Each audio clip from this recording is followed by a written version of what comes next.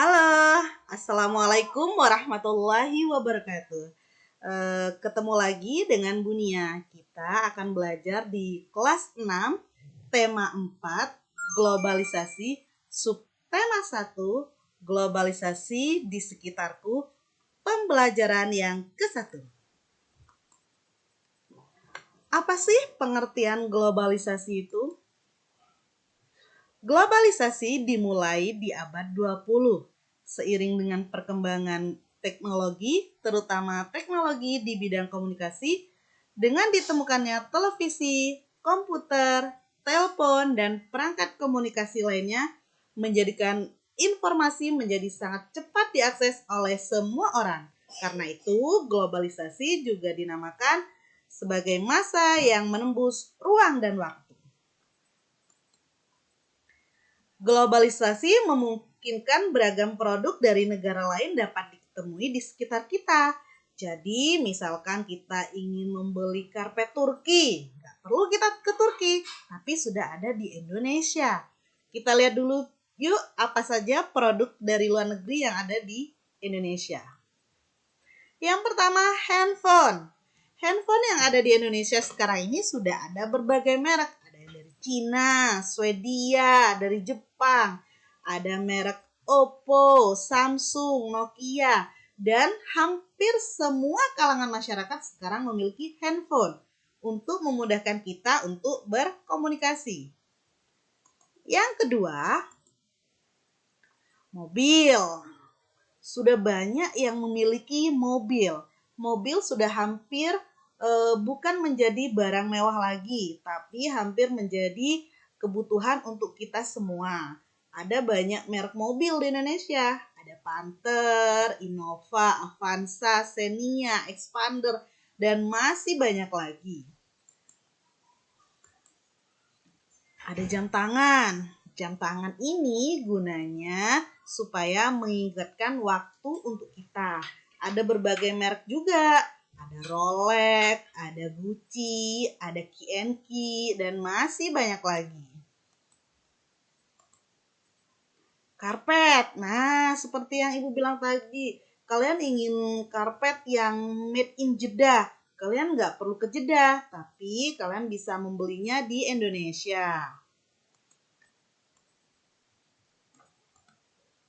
Sepeda motor. Nah, ini hampir semua orang memiliki sepeda motor. Kalau dulu satu keluarga mungkin satu sepeda. Kalau sekarang hampir dalam keluarga tersebut satu orang satu sepeda. Ada beragam macam merek juga. Ada Vixen, Supra, Mio, Vario, Nmax, Xmax, dan lain sebagainya.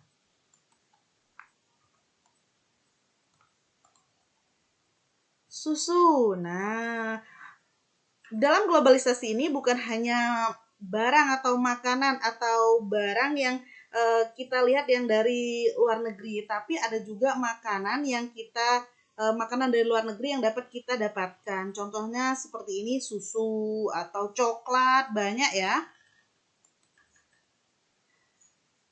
Bagaimana barang-barang tersebut dapat dengan cepat diakses dari negara asalnya hingga menjadi populer di Indonesia? Seperti handphone tadi, karpet, mobil, susu, dan lain sebagainya. Yang pertama mungkin bisa melalui iklan. Nah, melalui internet. Jadi kalian mengetahui, kemudian kalian bisa memesannya dan kalian juga bisa membelinya di toko yang ada di Indonesia karena sudah diimpor dari luar negeri. Bagaimana peran Indonesia dalam kerjasama di bidang sosial budaya dengan negara-negara ASEAN? Kalian masih ingat ya, 10 negara ASEAN?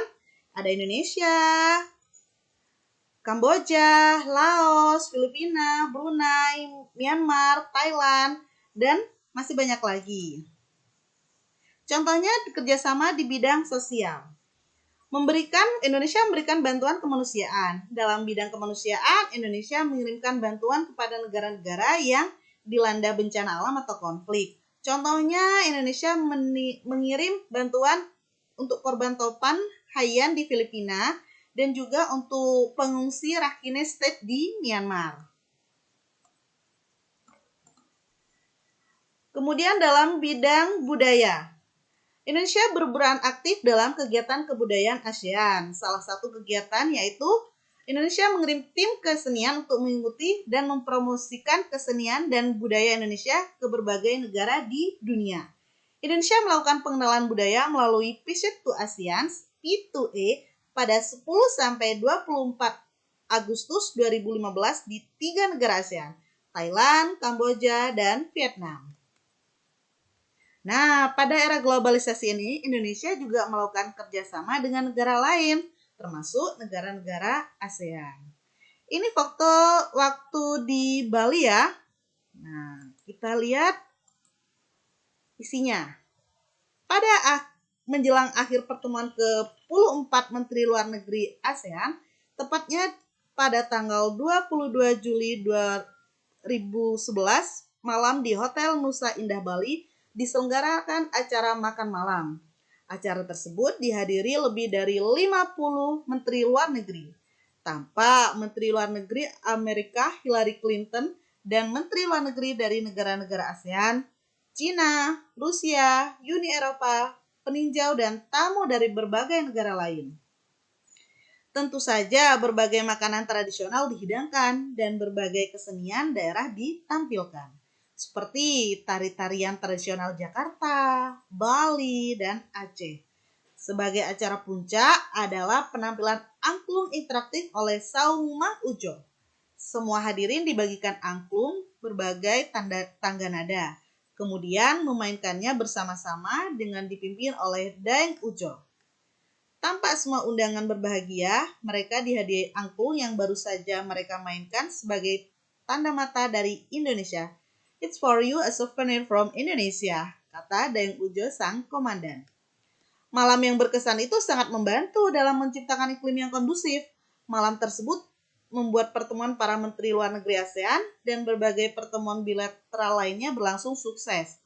Foto Ibu Hillary Clinton pun menghiasi berbagai surat kabar di dunia. Berkat angklung, Bu Hillary Clinton pun menjadi duta Indonesia. Kalian tahu ya, angklung tuh berasal dari Jawa Barat. Tapi globalisasi ini juga berdampak untuk kehidupan kita. Ada dampak positif dan juga ada dampak negatifnya. Kita lihat dulu dampak positifnya. Yang pertama, teknologi berkembang sangat pesat. Kita bisa menggunakan internet, handphone, mencari berbagai data, semuanya sekarang menjadi cepat. Yang kedua, kemudahan dalam mendapatkan kebutuhan dan keperluan pribadi. Yang ketiga, kemudahan dalam pengembangan ilmu pengetahuan. Selanjutnya, penyebaran informasi lebih cepat dan mudah didapat. Yang kelima, meningkatkan sikap toleran dan kosmopolitan masyarakat dunia. Kemudahan dalam berkomunikasi dengan orang lain di seluruh dunia. Hubungan internasional antar negara semakin baik. Kemudahan dalam bertransaksi secara online, baik dalam negeri maupun ke mancanegara, serta peningkatan hubungan antar negara di sektor ekonomi. Itu dampak positif dari globalisasi. Sekarang kita lihat dampak negatifnya apa saja. Nah, dampak negatifnya yang pertama, potensi terjadinya kriminalitas semakin meningkat karena meniru peristiwa di negara lain. Kadang kita lihat YouTube, anak-anak, kita melihat lebih gampang. Di YouTube itu aksesnya lebih mudah. Kita melihat berbagai kejadian yang ada di dunia. Kedua, masuknya paham-paham yang tidak sesuai dengan ideologi negara yang menimbulkan konflik di masyarakat. Karena di Indonesia itu masih ada norma-norma yang harus kita patuhi, tidak sebebas dengan yang di negara barat sana. Selanjutnya, masyarakat terpengaruh budaya negara lain yang tidak sesuai dengan budaya lokal, sehingga budaya lokal semakin terkikis. Kadang ada banyak anak yang menelan mentah-mentah informasi sehingga ingin hidupnya agak ke barat-baratan, tidak sesuai dengan adat istiadat di Indonesia. Sebagian masyarakat menjadi lebih tertutup dan berpikiran sempit karena tidak ingin terpapar globalisasi. Sebagian masyarakat menjadi lebih individual dan egois karena sering apa-apa bisa kita lakukan sendiri dari handphone, jadi kurang berkomunikasi, kurang berinteraksi jadinya dengan yang lainnya. Berkurangnya peminat di sektor pertanian karena bidang teknologi dan informasi dianggap lebih potensial. Nah, padahal ladang pertanian itu sangat penting untuk kita. Hilangnya rasa nasionalisme masyarakat karena sering membanding-bandingkan dengan negara lain yang dianggap superior atau lebih baik. Kadang orang-orang tuh lebih bangga membeli produk luar negeri daripada produk kita sendiri. Padahal yang di luar negeri itu kadang produk kita yang dibeli dan dinamai dengan merek luar negeri. Sekarang kita belajar tentang pembangkit listrik tenaga air. Nah, ini ya. Yang pertama ada di mana sih? Yang pertama ada di Sigura-gura, Sumatera Utara. Yang kedua ada di mana ini? Kita sering melewati sini ya. Ada di Karangkates, Jawa Timur. Selain pembangkit listrik tenaga air, ada juga pembangkit listrik tenaga air mikrohidro. Nah, mikrohidro itu yang buatan sendiri ya. Nah, ini. Listrik memiliki peran penting di era globalisasi. Tidak dapat dipungkiri bahwa globalisasi terjadi karena perkembangan teknologi di berbagai bidang, yang didukung oleh peran listrik sebagai sumber energi di dalamnya. Dengan ditemukannya televisi, komputer, dan telepon genggam, arus informasi kemudian menyebar dengan begitu cepat ke berbagai negara di berbagai belahan dunia. Kebutuhan akan listrik kemudian menjadi suatu hal yang harus dipenuhi bagi semua negara di era globalisasi saat ini. Contohnya sekarang misalkan kalau dulu dalam satu rumah hanya mempunyai satu televisi, mungkin kalau sekarang bisa jadi dalam satu kamar ada satu televisi. Biasanya kalau dulu kita membutuhkan listrik hanya menghabiskan Rp30.000. Kalau sekarang kita bisa menghabiskan Rp300.000 hanya untuk listrik saja. Listrik ini dihasilkan dari pusat pembangkit menggunakan berbagai sumber energi pada pembangkit listrik tenaga air. Yang pertama, air dari waduk atau dari sungai. Yang kedua, masuk melalui pintu yang diatur oleh katup pekaman. Kemudian air masuk ke tangki pengaman tekanan air di dalam pipa pesat. Setelah itu mengalirkan dan mengarahkan air ke turbin melalui katup pengatur tekanan untuk mendapatkan tekanan energi yang besar. Energi potensial air kemudian menggerakkan turbin. Energi gerak tersebut kemudian diubah menjadi energi listrik oleh generator. Energi listrik dari generator kemudian diatur kapasitas tegangannya dan dialirkan oleh transformer. Energi listrik kemudian dibagikan ke konsumen dan saluran transmisi. Nah, jadi kita bisa menggunakan listrik untuk mengecas HP, menonton televisi, dan lain sebagainya. Komponen utama pada semua pembangkit energi tenaga listrik adalah turbin dan generator. Turbin tersebut harus bergerak untuk menghasilkan energi gerak yang kemudian diubah menjadi energi listrik oleh generator. Energi penggerak turbin selain dari aliran air juga bisa didapat dari angin, panas bumi, dan sumber energi lainnya. Nah, di daerah kita apa masih memakai energi alternatif?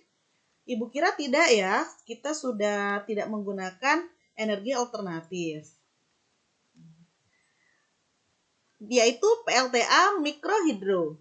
Komponen utama pada semua pembangkit energi listrik adalah turbin dan generator atau dinamo. Turbin tersebut harus bergerak untuk menghasilkan energi gerak yang kemudian diubah menjadi energi listrik oleh generator atau dinamo. Nah, pada pusat pembangkit dari waduk-waduk besar, energi listrik yang dihasilkan juga sangat besar dan mampu memenuhi kebutuhan listrik warga di banyak wilayah. Di daerah pedesaan yang belum terjangkau oleh listrik, biasanya membuat sendiri.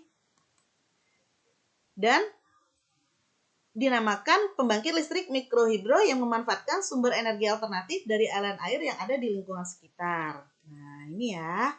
Nih. Dari aliran sungai, kemudian ada kincir, pakai dinamo atau turbin baru dialirkan ke perumahan. Biasanya di gunung-gunung masih menggunakan seperti ini.